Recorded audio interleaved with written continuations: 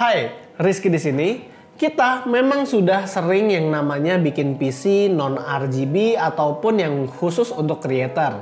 Tapi untuk yang kali ini, PC-nya khusus untuk creator yang bener-bener udah pure elegan, pure non RGB, dan motherboardnya khusus untuk creator.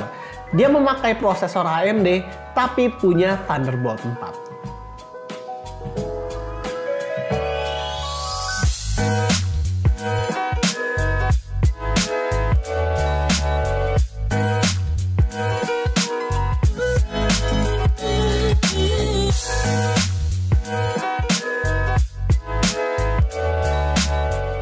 Buat konsep build yang kali ini, gue mau buat semua barangnya itu punya desain low profile dan gak ada RGB sama sekali. Dan karena ini adalah build yang dimaksudkan ke content creator, gue memilih casing yang bongsor, dimana opsi upgrade-nya itu cukup fleksibel. Namun sebelum lebih panjang lagi tentang build-nya, kita masuk aja dulu ke prosesornya. Buat prosesornya gue menggunakan Ryzen yang ada di stok lemari. Sebenarnya gue pengennya itu pakai Ryzen 7 5800X, tapi karena mendapatkan prosesor sekarang lagi susah banget, jadi ya kita pakai stok yang ada di lemari aja lah. Seperti biasa, ini adalah Ryzen 5 5600X, sebuah prosesor 6 core 12 thread dengan performa yang cukup ganas, apalagi kalau kita melihat harganya. Jujur buat sebuah prosesor middle budget, gue menganggap kayaknya Ryzen 5 5600X itu menawarkan performa yang sungguh canggih banget.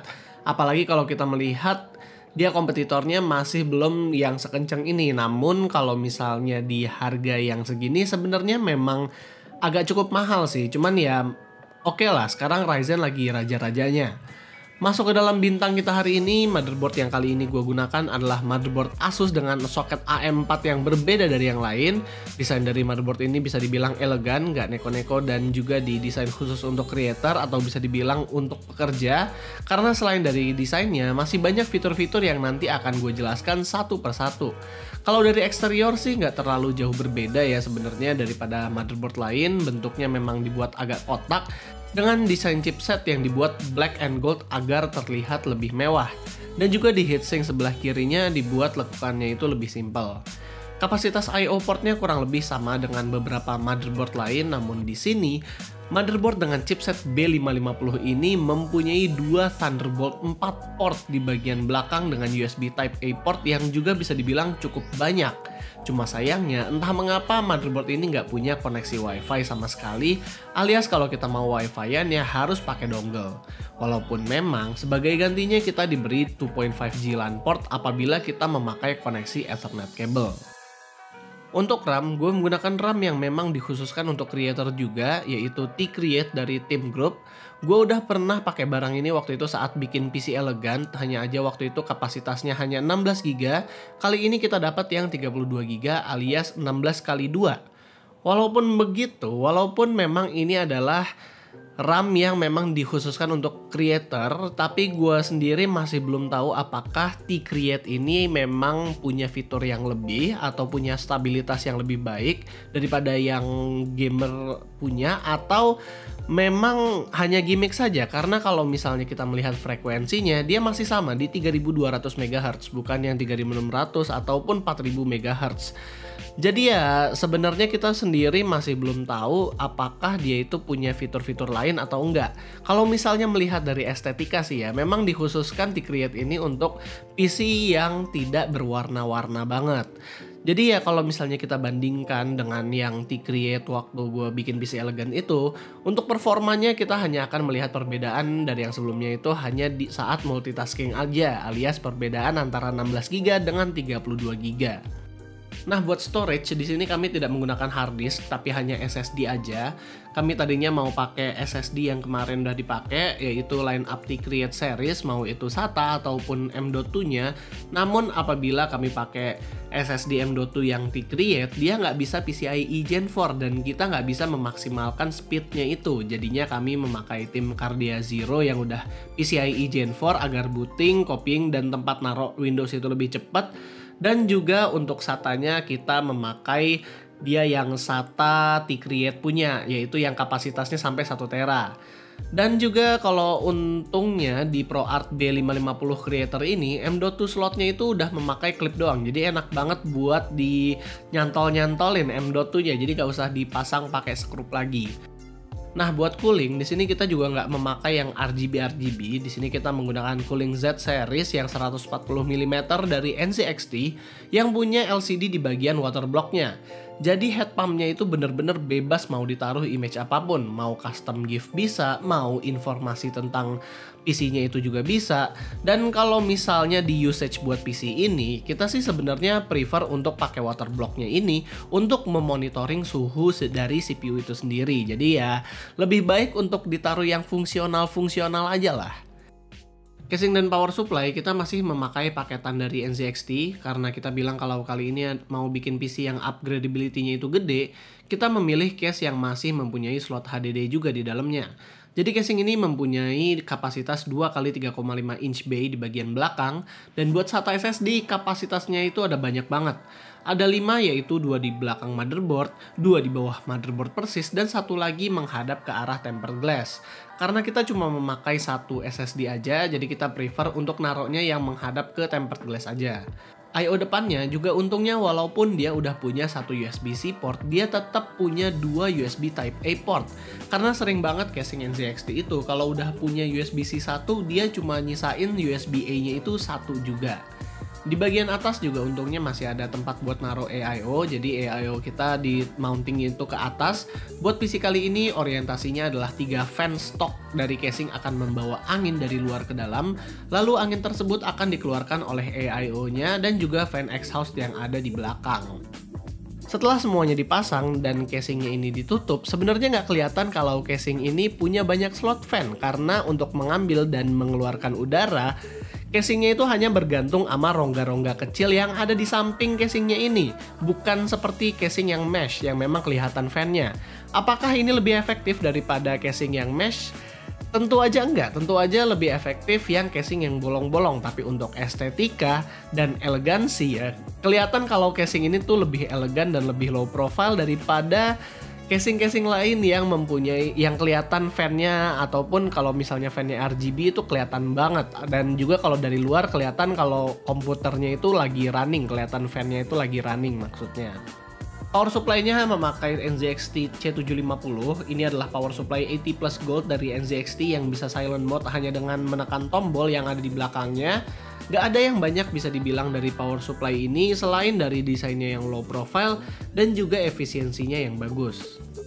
Buat GPU kita menggunakan Radeon RX 6800 XT reference yang desainnya itu lebih ke arah futuristik ketimbang GPU gaming yang terlalu RGB. Untuk performa tentunya GPU ini bisa dibilang sekelas lah dengan RTX 3080, dan tentunya GPU reference ini susah buat didapetin. Yang biasa aja susah apalagi yang reference. Tapi setelah udah dapet, kita seneng banget dengan desainnya karena kalau kalian lihat pas sudah kepasang itu kelihatan banget kalau ini tuh GPU Radeon gitu. Kalau misalnya kita bisa ngeliat dia kayak GPU Radeon sejati lah, ada frame warna merahnya, terus ada tulisan Radeonnya yang nyala, dan juga dia juga TDP-nya nggak gede-gede banget, hanya memakan 2x8 power pin aja. Buat pengalaman, kita sendiri nggak menemukan masalah apa-apa saat merakit PC ini, bahkan ini adalah salah satu PC yang ngerakitnya cukup cepat. Berkat front panel yang teringkas seperti ini, kita nggak perlu buang waktu lagi di keribetan nyolokin front panelnya. Lalu karena ini adalah PC yang cukup besar, jadinya kita juga nggak ribet buat masukin barang-barangnya. Palingan hanya orientasi aja sih. Jadi all-in-one kan akan di-mounting di bagian atas PC. Nah itu harus di-mounting di mana bracketnya di tengah-tengah antara fan dan radiator, agar bagian bawah radiator itu juga nggak kena sama bagian atas dari motherboard. Untungnya bracket ini juga bisa dicopot pasang, jadi kita nggak susah lah masanginnya. Buat fan header dan juga jalur kabel, untungnya juga di sini nggak ribet karena di bagian belakang itu ruangannya banyak. Lalu karena di casing ini ada USB Type-C, motherboardnya tentu gue memilih yang juga support dengan USB Type-C untuk di front panel. Buat PC monitoring software sebenarnya ada banyak, tapi khusus di PC ini yang full NZXT, kita sangat menyarankan untuk memakai NZXT Cam karena ini adalah software yang juga akan membantu kalau misalnya kalian mau mengganti-ganti efek all-in-one coolingnya. Lalu untuk kualitas suara atau sound card dari motherboardnya, gue bisa bilang kalau ini kualitas sound cardnya itu bagus banget, tapi sebenarnya kalau misalnya kita lihat ini adalah brandnya Asus. Memang sound card dari Asus itu bagus-bagus, jadi gue nggak menemukan perbedaan yang terlalu signifikan antara sound card dari motherboard ini dengan motherboard yang lain. Walaupun memang gue bisa jamin kalau sound card dari Mobo ini udah bagus banget. Nah, buat performanya di sini kita mencoba synthetic benchmark dan software produktivitas aja, mengingat ini adalah PC yang dikhususkan untuk creator. Untuk 3D Mark Firestrike dan Firestrike Ultra, skornya di sini tinggi banget. Bahkan buat sebuah PC dengan budget segini, ini masih termasuk tinggi loh. Skor Port Royal-nya juga lumayan, bahkan mengalahkan beberapa GPU RTX dari Nvidia juga. Dan kalau soal Cinebench, ya termasuk normal lah ya. Ini adalah Ryzen 5 yang kalau misalnya dibandingkan dengan Core i7 ataupun Core i5, dia masih bisa lebih tinggi. Lalu masuk ke software produktivitas. Kita juga mencoba Premiere Pro dan juga Blender buat 3D desainnya. Di Premiere Pro ternyata kita hanya membutuhkan waktu 1 menitan untuk render video 4K berdurasi 5 menit. Hasil ini membuktikan bahwa kalau ternyata video 4K yang kita biasa gunakan untuk render test itu ternyata masih harus di-pump lagi mungkin antara kualitas ataupun durasinya. Blender juga saat ekspor image BMW 27 dengan settingan optics, kita hanya membutuhkan waktu sekitar 4 menit aja. Walaupun awal-awal kita juga khawatir dengan suhunya, tapi saat kita coba Firestrike stress test, dia bisa pas loh, bahkan dengan suhu yang masih rendah buat sebuah prosesor dan GPU yang lagi full load.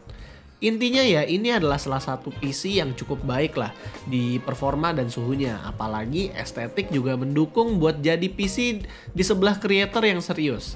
Ini adalah pendapat teman kami yang bernama Jonathan yang juga membantu merakit PC ini. Hai guys, Jonathan di sini, dan hari ini gue pengen menceritakan pengalaman gue untuk merakit PC bertema kreator menggunakan Asus B550 yang satu ini. Karena kalau kalian kreator yang ingin memiliki pengalaman untuk merakit PC pertama kalian, gue rasa video ini adalah video yang cocok buat kalian. Apalagi kalau kalian ikutin semua build guide-nya, contohnya kayak membeli casing NZXT, lalu juga power supply-nya NZXT yang sudah full modular, apalagi kalian menggunakan water cooler Kraken yang menurut gue memiliki instalasi yang sangat mudah untuk dipasang. Karena dibanding dari build guide sebelumnya yang sudah dilakukan di Nut Review, gue rasa peraksikan untuk PC kali ini serasa sangat lancar dan gak ada masalah sama sekali. Nah, kalau kita ngomongin soal ekspansi, kita sudah menggunakan dua SSD, satu M.2 NVMe untuk OS-nya, dan juga storage SATA untuk storage yang lebih besar. Tapi kalau misalkan kalian pengen ekspansi, kalian punya fleksibilitas yang cukup banyak untuk bisa menambah sampai 3 atau 4 SSD, atau kalian masih punya 2 SSD 3,5 kalau kalian kepengen data ekspansi yang lebih besar. Satu kekurangan dari build yang satu ini adalah sirkulasi udara yang menurut gua cukup minim melihat lubang udara yang dimiliki oleh H710. Nah, tapi kalian punya fleksibilitas untuk bisa memasang mau itu menggunakan air cooling atau water cooling kayak yang kita bikin di setup ini. Kalian bisa pasang di top ataupun bisa pasang di front. Nah, untuk kali ini kita pasang di top untuk bisa memberikan udara panas karena secara natural bisa naik ke atas. Tapi kalau kalian merasa kurang optimal, kalian bisa eksperimen sendiri dan mungkin bisa kasih tahu kita di komentar di bawah mana yang paling optimal untuk setup yang kali ini. Dan jadi kesimpulannya untuk build PC yang kali ini sebenarnya dia itu yang pertama, ini poin-poin pentingnya bakal gue recap lagi. Yang pertama, kapasitas storage-nya gampang untuk di-upgrade, mau itu memakai SSD ataupun HDD. Terus kalau misalnya power supply-nya udah cukup mumpuni. Prosesornya sayangnya memang masih Ryzen 5. Kalau untuk seorang creator, gue sangat menyarankan untuk memakai Ryzen 7 atau Ryzen 9, minimal Ryzen 7 lah. Terus untuk Mobonya ini udah creator banget, dia tuh udah punya Thunderbolt 4, prosesornya AMD, udah bagus banget. Cuman memang kita masih belum bisa mengutilisasikan Thunderbolt 4-nya secara full, jadi tesnya itu nggak ada. Cuman sayangnya motherboard ini memang nggak ada WiFi, jadi kalian kalau misalnya mau pakai WiFi di sini memang harus mencolokkan dongle-nya dulu. Cuman kalau misalnya kalian memakai LAN port, yaitu udah yang 2.5G kok. Dan kalau misalnya apalagi ya, berarti GPU-nya udah ray tracing juga, udah bagus dan memang udah pas banget buat creator. Terus sebenarnya gue ngerasa kalau PC ini lebih bagus kalau ada itu sih lampu warna putih yang nyinarin PC-nya. Tapi kalau ada lampunya ya jadi kayak akuarium juga, yaitu Sebenarnya balik ke selera masing-masing sih. Untuk quarter blocknya itu juga bisa dipakai buat monitoring atau bisa dipakai buat GIF. Kalau gue sendiri gue lebih suka untuk pakai monitoring suhu. Terus apa lagi ya? Oh iya, untuk sirkulasi udaranya itu udah bagus banget. Dia ada fan 3 biji dari ngambil udara dari luar ke depan ke dalam, terus dari abis itu dikeluarin lagi pakai IO-nya, itu udah bagus banget juga. Dan ya paling itu aja sih, karena kita nggak terlalu banyak ngebahas soal gaming, jadi kayak kita nggak bakal ngomong banyak tentang itu. Dan yang terakhir di sini gue Rizky. Kalau misalnya kalian suka dengan videonya, jangan lupa untuk kasih kita like, share, dan subscribe. Always stay safe.